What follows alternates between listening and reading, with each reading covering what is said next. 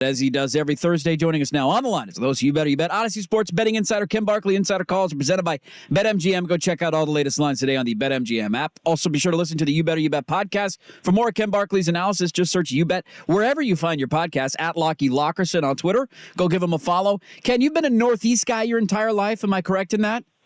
Yeah, I was born in Wisconsin, but when I was very young, we moved to New England. Okay, so cold weather areas you have lived your entire life. Does it get easier to drive in ice the longer that you live in cold weather climates? No, you just get smarter. Oh. The idea that somehow, like, the car driving over the ice gets easier, like it's a car and it's ice.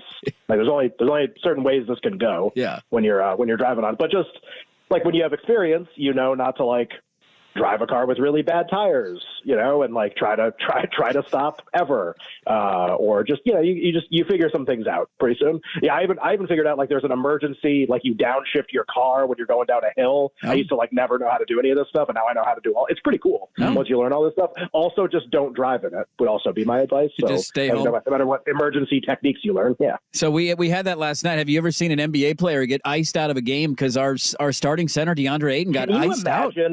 Can you imagine that happening last night, by the way? I was getting the alerts on my phone. Thank God I didn't. It was the only late game here on the East Coast, late game, and not a matchup you stay up for. Let's put it that way. No. Portland, the old Blazers Nets rivalry that goes back decades. The stories just start coming out, and I have all these like push notifications on my phone for like all these news accounts, because if I get stuff really fast, maybe I can bet it depending on what the story is or whatever. And I just get peppered with all these notifications, and it's basically all written a different way.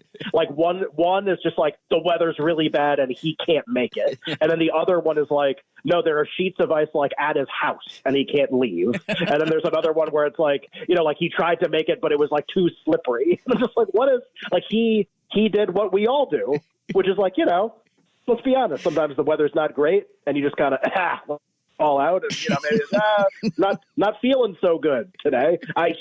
He had like a not sick day, except he did it publicly, and he's the center for an NBA team.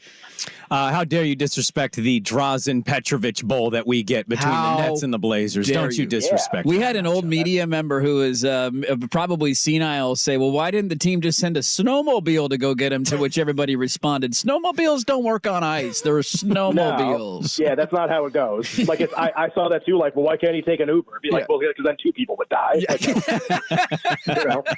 Like there's really no getting around this one, guys. Like if there's a lot of ice and it's a city that doesn't budget properly to remove the ice, then there's gonna be a lot of ice, and there's not really a lot you can do about it. So it's just I can't remember that ever happening. Can you guys ever remember someone not playing in a game because they couldn't leave their house because of ice? Meanwhile, everybody else made it to the game. Yeah, we actually had Dale Davis was a Blazer in the early 2000s. He had the exact same thing happen. He just couldn't make it in, didn't show up for the game.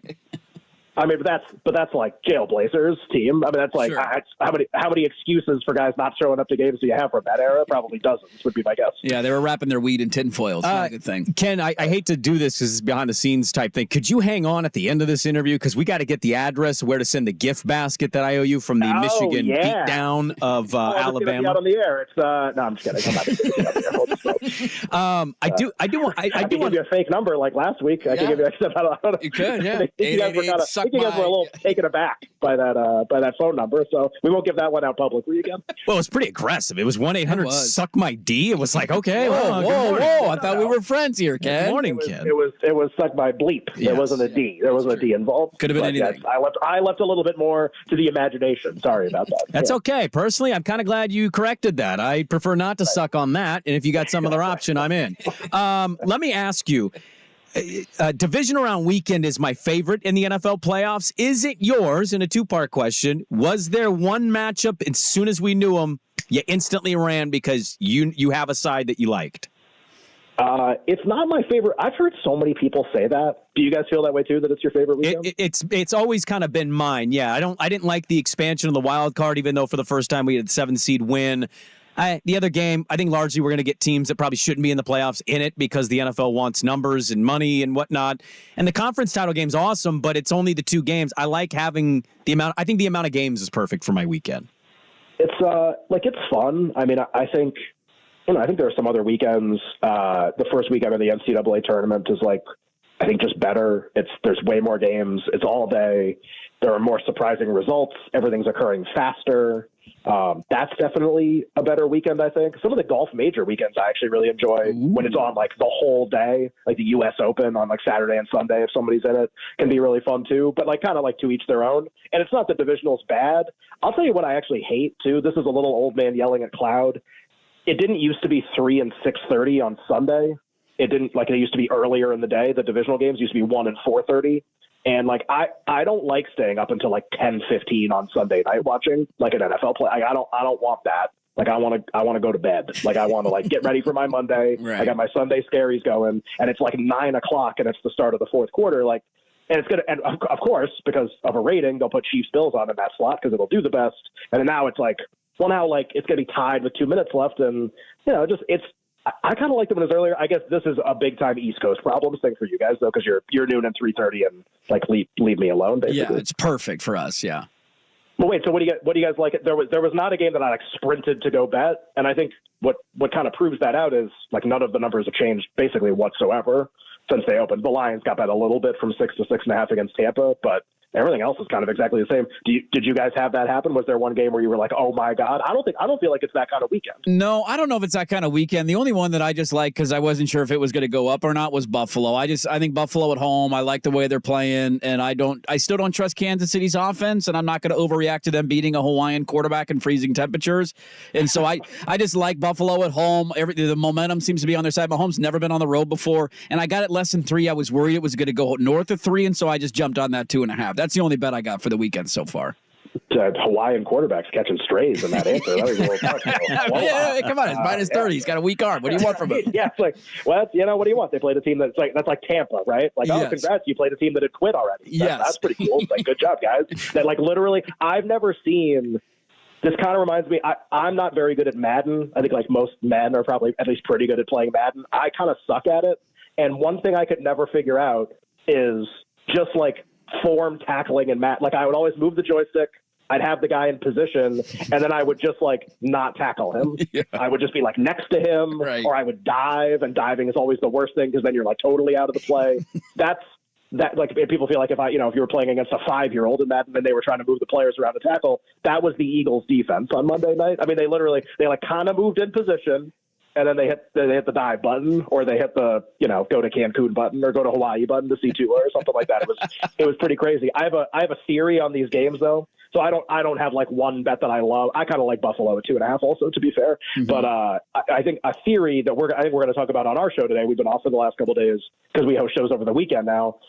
A theory that we kind of are cooking up here a little bit. In the 3 games that are not Kansas City, Buffalo, so Houston, Baltimore on Saturday afternoon, Green Bay, San Francisco late game Saturday, Tampa, Detroit. All those 3 of those games feature pretty big point spreads, right? Like 2 9.5 and a 6.5, and totals like kind of in the normal range.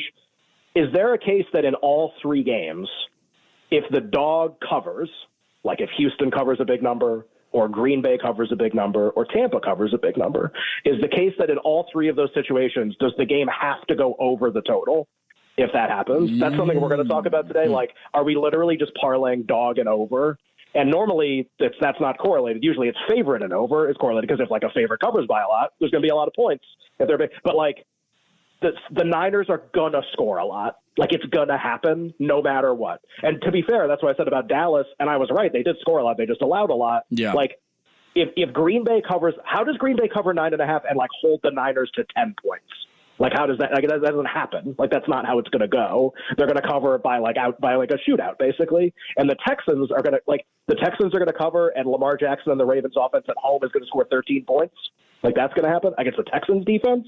That seems really unlikely. So it's not that the dog has to cover, but I think in all those situations, I mean, the Lions aren't scoring on Tampa's defense a lot. Like that's not going to happen. So just if you like the dog, do you just parlay them with the over in every single one of those situations so that like if they do cover, it has to be that kind of game? I think that's what we're talking about today. If you were to remove Kansas City, Buffalo, because we've seen great games from them, do you feel like we're going to get competitive games? Or, I mean, I know what you're talking about with what you're going to bring up on the show today with your theory, but sure. Green Bay against San What do Francisco. I think's going to happen? Yeah, What do I think's gonna happen? like Houston last weekend was a pretty big surprise, I think, to most of the gambling world because a lot of the money was on Cleveland. It was a small number. Houston's young. We had talked last week about Houston and how do you feel about DeMeco Ryans and all that. And then they just bludgeoned the Browns. The Browns just get undressed. The defense is awful. Flacco's Flacco again, and goodbye Cleveland. Well, now Houston has to go to Baltimore and take on a really good Ravens Lamar team. I'm a little worried in this sense of are there great games outside of the one obvious one where we've seen them have great games at this stage? Yeah, especially with both of the big favorites being on Saturday, right? Yeah. Like, are you going to get skunked on Saturday? Your guys' favorite weekend of the year. Are you going to get skunked on one of the days? That'd be really tough. Like two 9.5-point favorites. I mean, and how many people are sure? The funny thing is, when this schedule first got announced, I always like to think first, what is everyone going to want to bet? I just think it's that shouldn't like dictate what you bet. I just think it's fun to think about. And my first thought is, everyone's just going to parlay the Ravens and the Niners to win because they're like big favorites, except that's not what's happening so far. And we have this really interesting dynamic in both games where because the Texans killed it last week and played great, and both teams actually they won the same way, right? Unbelievable quarterback play, like generate explosive pass plays down the field. Both quarterbacks had a perfect passer rating, I think, in their start last week, or at least close to it. Stroud and Jordan Love. Both underdogs have drawn a lot of interest, even from the betting public so far this week. That is not saying the favorites are going to cover, just that normally in these games, it's like, all-time team at home, 9.5, like the dog has no chance. A lot of people think both dogs have a chance. I'm sort of skeptical of that. I just think these were Baltimore and San Francisco had two of the best 15 to 20 regular seasons ever by a lot of measurement, both of them. It's very rare to have two of those in the same season. And I don't know if they're going to play in the Super Bowl, but like teams like that, I don't think they get tripped up by teams like this. Now the quarterbacks are compelling and maybe they play great again. Maybe they cover the number, keep it close. It's just a really bad setup, I think, for both. Like these are all-time good regular season teams. I'm not sure you're going to get a great game. You can get a cover by a dog. I don't know if you're going to get a great game. I think Tampa's kind of live against Detroit, actually, just because of I don't trust Detroit's coaching and decision making, and we know their defense is brutal. Are they going to truck a team? They couldn't do it last week. They gave up 1 billion yards and should have given up 1 billion points. The Rams couldn't score in the red zone. Yeah. Are they going to blow out Tampa with that defense? That seems unlikely to me. Interesting. That's the one. I mean, everybody in the country is rooting for Detroit, but if they have a letdown game, I don't think it surprises anybody. To your point on the red zone stuff too. I mean, the Rams are scoring touchdowns in that game. They're up by 14 early, kind of right out of the gate. Right. So I hope we get good matchups. I tend to look at these and kind of, I'm fearful that we're going to get widespread margins, but I think though you could get the payoff the next weekend, right? I think if you get Baltimore, Buffalo, San Francisco, Detroit in the AFC, NFC title game, at least maybe it makes up for it. If you get widespreads outside of Tampa, any action on Green Bay or Texans money line, any bold moves like that or no? If I was going to bet one of them, I'd probably bet Green Bay, actually. Okay. Just because there's so much familiarity between those coaches and those teams where that can maybe overcome kind of the newness of being in it. Houston's just in a completely unfamiliar spot that they've never been in before. Green Bay and San Francisco, these coaches played each other 2 years ago in this round in Green Bay. There's at least some sense of we know the other team, we know what they do. Now maybe they can't stop it. But if I was going to bet either, I'd bet the Packers. I'm not going to bet either team to win. I don't think that's what we're going to get. So what is quickly, Ken? We'll go on this. What is your favorite bet of the weekend? I'll say Buffalo or Tampa. I would love for Tampa to get to 7, and I don't know if it's going to happen. It's at 7 right here on Vegas Insider. I'm looking on one of the books. It says 7, so maybe it is increasingly going to 7 at some point. So I see, 6.5 juice toward Detroit a little bit, but 7 minus 110 on Tampa would be, I think, amazing. And I would probably parlay them with the over. There's just no way. That's a low-scoring game if they cover. So maybe a plan of attack there. I like Buffalo a little bit against Kansas City as well. The two blowout potential games, I don't know. They feel like they should be big favorites, and it feels like those are two really good teams that should be favored by a lot. I don't really have an angle there. Well, hopefully it's a great weekend. It is one of the better sporting weekends of the year. Maybe not the best, but we're excited for it. He is the host of You Better You Bet, Audacy Sports Betting Insider, Ken Barkley. Insider calls are presented by BetMGM. Go check out all the latest lines today on the BetMGM app and give him a follow on Twitter at Lockie Lockerson. Thanks as always, Ken. Enjoy the weekend, and we'll chat again next Thursday.